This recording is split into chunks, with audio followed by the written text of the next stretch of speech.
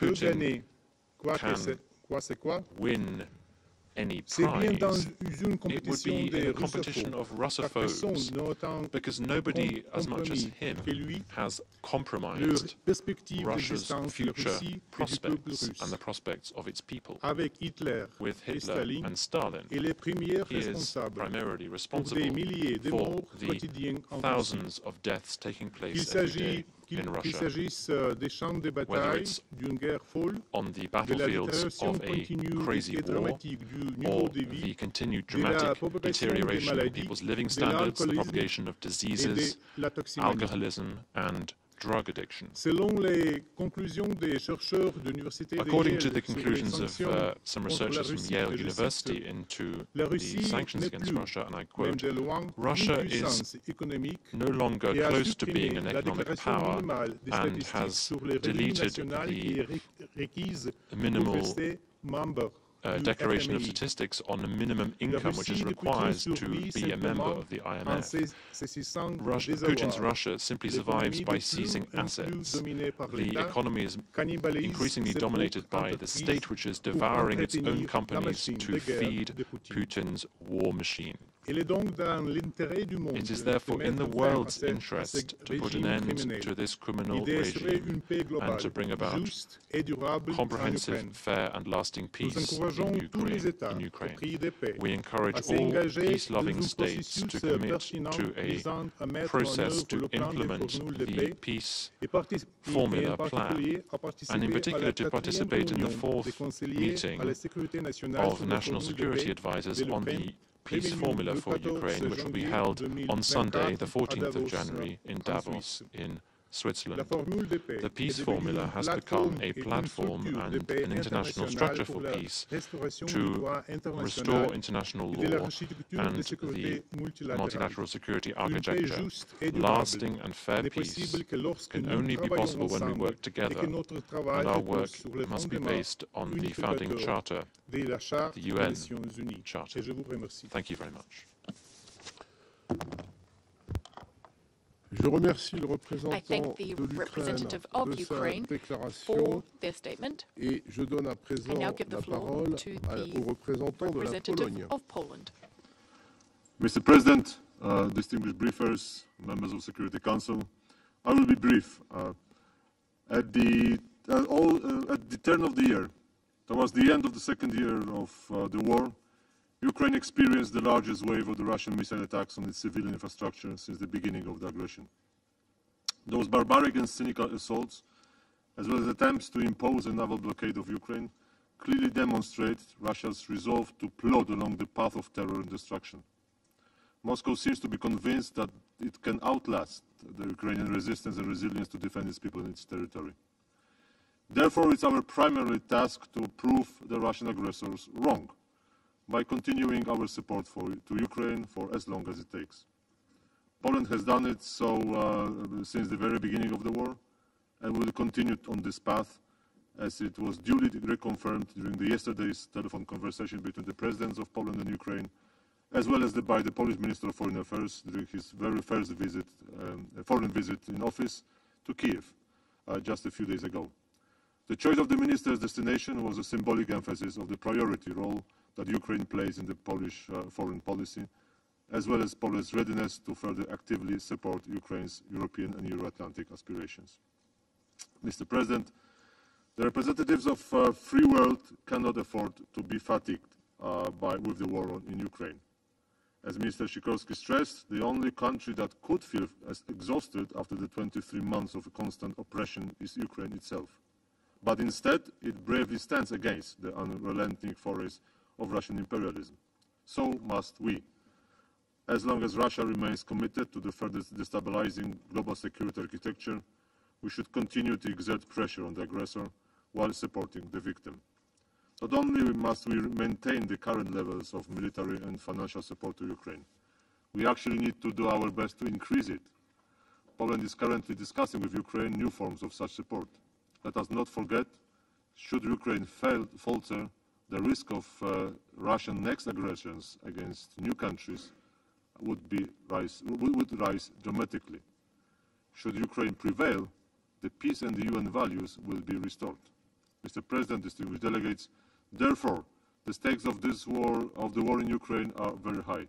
Let us not forget that Russia openly admits that the war is not only about Ukraine. It's about imposing the new world order, which in fact disregards the very core principles enshrined in the United Nations Charter, namely sovereignty and territorial integrity, and humanitarian law. So without the just peace in Ukraine, there is no chance for a lasting peace based on international law to which all members of this organization should adhere. And I thank you. Je remercie le représentant de la Pologne pour son intervention et je donne à présent la parole à la représentante de l'Allemagne. Merci, Monsieur le Président. Thank you, President. Let me start by congratulating the new members of this Council, Algeria, Guyana, Republic of Korea, Sierra Leone, and Slovenia. We appreciate your commitment to contribute to strengthening international peace and security. Mr. President, Russia, we all witness it, is continuing its illegal war of aggression at full force. The recent massive bombardments directly target civilians even far from the front line. Besides drones from Iran, Russia fired for the first time ballistic missiles produced by North Korea. The transfer of these weapons constitutes a direct violation of binding Security Council resolutions that Russia itself voted for. To exercise its legitimate right of self-defense under Article 51 of the UN Charter, Ukraine relies on international support. We have taken a lead role in the supply of air defense systems. They directly contribute to saving lives.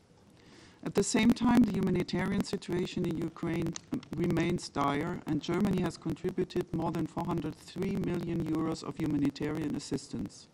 Besides the delivery of basic goods, we focus on the provision of mental health services, winterization, as well as demining activities. Colleagues, Russia's unjustifiable war affects us all. We must not allow attacks on sovereign countries and neo-colonial attempts to grab their land. An aggressor must never prevail.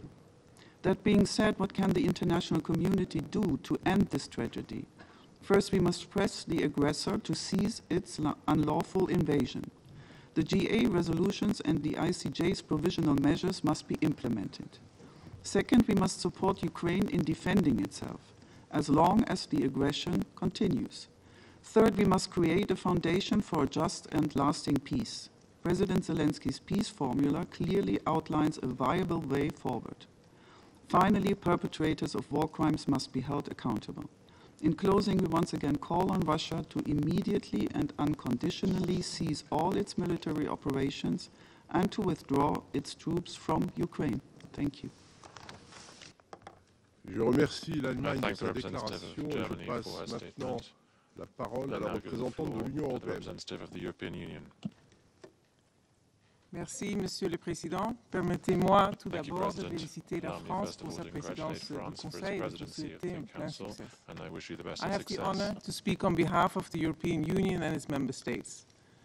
The candidate countries North Macedonia, Montenegro, Albania, Ukraine, the Republic of Moldova, Bosnia and Herzegovina, and Georgia, as well as Andorra, Monaco, and San Marino align themselves with this statement. Mr. President, for the people of Ukraine, 2023 ended and 2024 began with massive Russian missile and drone attacks on civilians and critical infrastructure in the midst of winter. As it unsuccessfully attempted last winter, Russia aims to destroy the morale and resilience of the Ukrainian people. In late December and early January, it carried out the largest strikes since the start of its aggression. The EU condemns the intensification of Russia's campaign of systematic airstrikes against civilian targets and critical infrastructure in Ukraine. We reiterate the need to protect civilians, an obligation of all UN member states. The Office of the High Commissioner for Human Rights has confirmed that more than 10,000 civilians have been killed in Ukraine and more than 18,500 injured since Russia launched its full-scale invasion. The true toll is probably substantially higher. In this regard, we also condemn the continued military support for Russia's war of aggression provided by Iran, Belarus, and the DPRK, and we continue to urge all countries not to provide weapons and military equipment, including missiles and drones, or other support for Russia's war of aggression. We urge the DPRK and Russia to abide by the successive UN Security Council resolutions, which clearly prohibit any arms exports or imports involving the DPRK. We also remain very concerned about the situation at the Zaporizhzhia nuclear power plant and Russia's refusal to grant IAEA monitors access to the plant's reactors. Russia must urgently withdraw from the ZNPP and return control to its legitimate owner, Ukraine. Humanitarian access remains critical, and we call on Russia to ensure safe and impeded humanitarian access to all areas under its temporary military control. The negative consequences of Russia's aggression are not limited to Ukraine. Russia's deliberate attacks on Ukraine's grain storage and export facilities, as well as its actions to hinder the freedom of navigation in the Black Sea, show it continues to weaponize food and deliberately undermines global food security.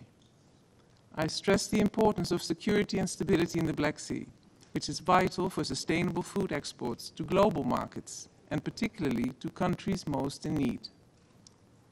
Mr. President, there can be no impunity. Russia and its leadership must be held fully accountable for waging a war of aggression against Ukraine and for other most serious crimes under international law, as well as for the massive damage caused by its war. The EU encourages further efforts to establish a tribunal for the prosecution of the crime of aggression against Ukraine that would enjoy the broadest cross-regional support and legitimacy, and a future compensation mechanism. We reiterate our support for the work of the International Criminal Court and condemn Russia's continued attempts to undermine its independence, international mandate, and functioning. We also recall the legally binding order of the International Court of Justice of March 2022 for Russia to immediately suspend its military operations in Ukraine. Finally, the EU supports all meaningful efforts to bring an end to Russia's war. The path to a comprehensive, just, and lasting peace is for the aggressor to immediately, completely, and unconditionally withdraw all its troops and military equipment from the entire territory of Ukraine and respect its sovereignty and territorial integrity. The UN General Assembly has stated this very clearly in successive resolutions. The EU will continue its global outreach to ensure the widest possible international support for a comprehensive, just, and lasting peace, and the key principles and objectives of Ukraine's peace formula, with a view to a global peace summit with the broadest possible participation. The meeting of national security advisors in Davos in a few days is the next important step. The recent large-scale prisoner exchange demonstrates the scope for confidence-building measures, and we welcome the facilitating role played by the UAE. Mr. President, I reaffirm the EU's unwavering support for Ukraine's independence, sovereignty, and territorial integrity within its internationally recognized borders, as well as its inherent right of self-defense. We will continue to support Ukraine and its people for as long as it takes. I thank you. Je remercie la représentante de l'Union européenne de cette déclaration et je donne à présent la parole au représentant de l'Estonie. Mr. President, I have the honor to speak on behalf of the 3 Baltic countries, Latvia, Lithuania, and my own country, Estonia. We also align ourselves with the statement delivered by the European Union. Thank you for convening today's briefing. I thank the briefers and also warmly welcome all the new members of the Security Council. Mr. President, as many others have said, Russia has started 2024 where it left off last year, by unleashing death and destruction in Ukraine. Starting from the 29th of December, Russia initiated what could be considered the most extensive missile and drone strike against Ukraine since the onset of the large-scale war, deploying a total of 500 missiles and drones specifically intended to target high-density residential areas and critical infrastructure, including homes, schools, water systems, power plants, and hospitals. Since the beginning of the war, over 1,300 attacks on healthcare facilities have been reported by the WHO in Ukraine. The Russian representative tries very hard to come up with absurd claims by stating that the damage is caused by Ukrainian air defense systems, at the same time repeatedly failing to address why Russia even launches missiles which threaten lives of innocent civilians of another sovereign country in the first place. Mr. President, we also condemn Iran and the DPRK, who are providing weapons and ammunition to Russia in its indiscriminate war against Ukraine. We once again reiterate our call for a UN investigation on the weapon transfers and a report to the UN Security Council.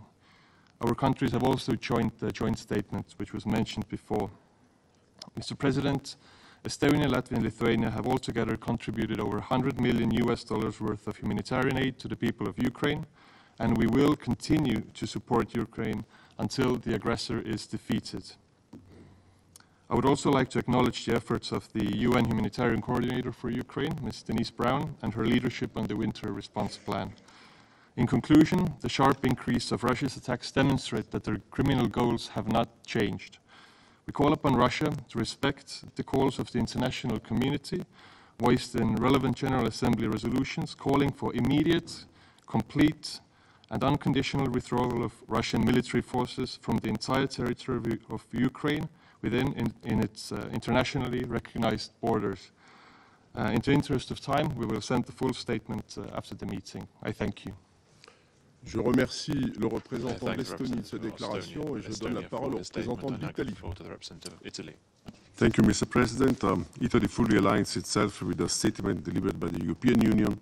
I would like to add some considerations in its national capacity.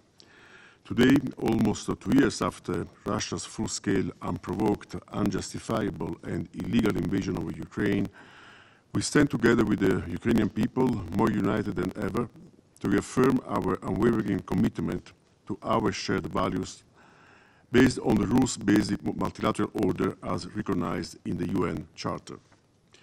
Italy condemns in the strongest possible way Russia's continuous brutal attacks targeting civilian infrastructures and cities across Ukraine, as well as Russia's complete disregard to the call rising from the entire membership to put an end to its invasion of Ukraine. Russia will have to be accountable for war crimes and the heavy damages caused by its war of aggression. Assistance to Ukraine has been a priority for Italy since the beginning of the conflict and throughout 2023. Our country has provided more than 2 billion euros in aid, including humanitarian support and reception measures for refugees from Ukraine. Italy fully supports the humanitarian actors who are working tirelessly to ensure the protection of the population. Rapid, safe and unhindered access to humanitarian assistance for those in need in Ukraine must be guaranteed. As current chair of the Mine Action Support Group, Italy is particularly proud of the broad engagement of the international community together with the UN to support the swift demining of the territory in order to prevent further humanitarian impact, especially on children, and sustain Ukrainian agriculture to the benefit of global food security. Mr. President, we are committed to the sovereignty, independence, unity and territorial integrity of Ukraine within its internationally recognized borders. Political, military and economic support for Ukraine is one of the key priorities of our G7 presidency, and we are determined to continue doing so as long as necessary to reach a just, comprehensive and lasting peace. In conclusion, Italy intends to play an active role in the reconstruction and social and economic recovery of Ukraine. A bilateral conference on the reconstruction of Ukraine was organized in Rome in April 2023, while in 2025 we will host the Ukraine Recovery Conference. Together we will lay the foundations for a prosperous, independent Ukraine within our common European family. I thank you. Je remercie le représentant de l'Italie de sa déclaration. Il n'y a plus d'oratrices et d'orateurs inscrits sur la liste. La séance est levée.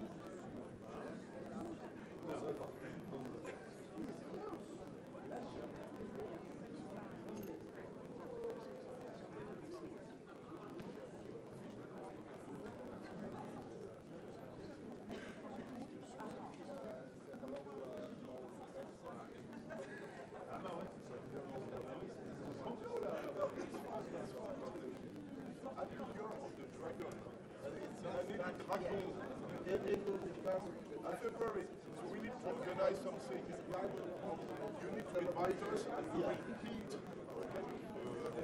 Dragon.